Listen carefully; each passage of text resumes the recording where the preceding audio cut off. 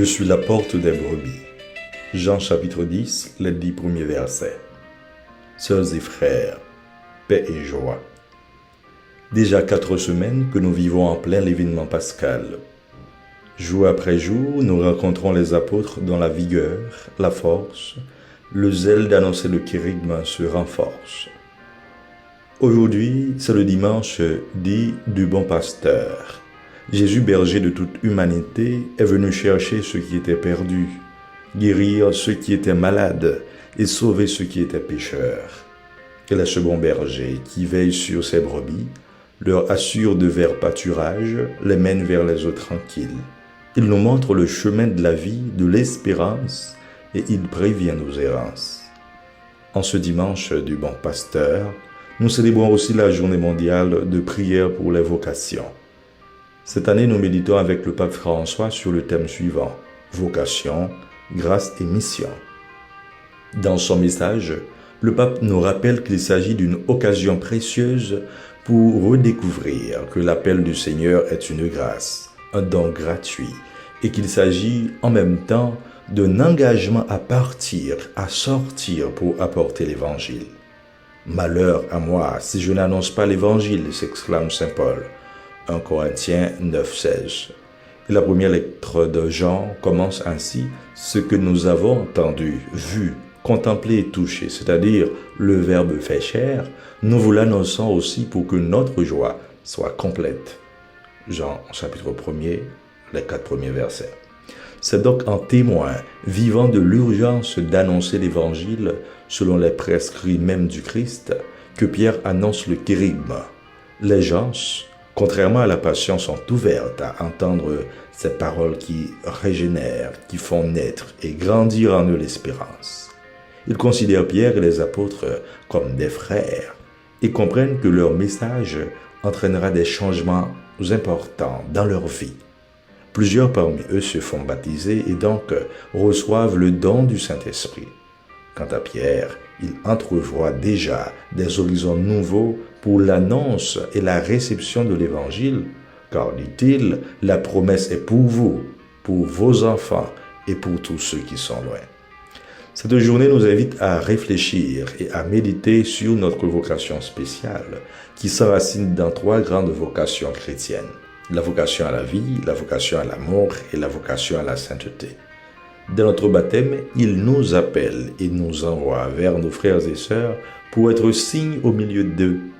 Et l'Esprit fait un don particulier à l'Église à travers les diverses formes de vie consacrée et la diversité de charismes qui nous permettent de manière explicite de vivre l'Évangile ou un aspect de l'Évangile.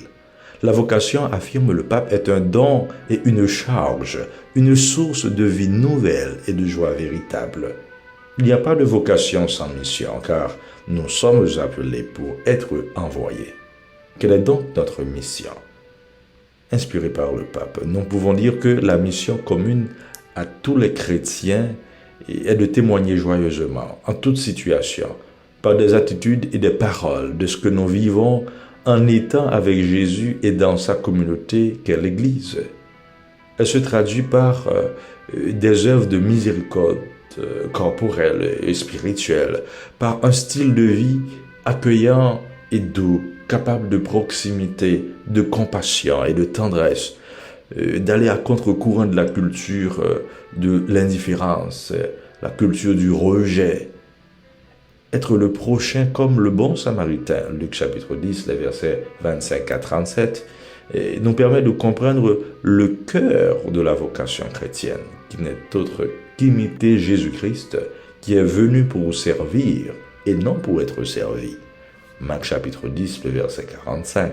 Nous devons aujourd'hui méditer chacun et chacune sur notre véritable vocation et sur notre mission. Quand nous voyons les besoins actuels de ce monde qui chancellent face au pouvoir du mal et du malin, tant de haine, de violence, de guerre, de conflits, d'abus, de jalousie et d'indifférence, nous devons travailler pour redonner à notre vie sa dignité, pour recouvrer notre dignité de créature façonnée et créée par Dieu, donc image de Dieu, pas du diable. Nous avons besoin de réconfort et nous pouvons dire que nous traversons ici et là les ravins de la mort par rapport à telle ou telle situation que nous confrontons. Mais gardons l'espérance et reprenons avec confiance le psaume 22, entre parenthèses 23, qui est connu par quasiment tous les chrétiens.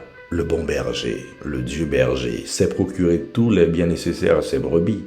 Il nous conduit paisiblement par le juste chemin et il nous rassure lorsque nous avons à traverser les ravins de la mort.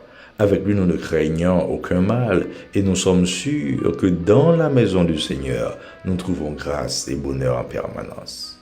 Jésus est donc le vrai pasteur.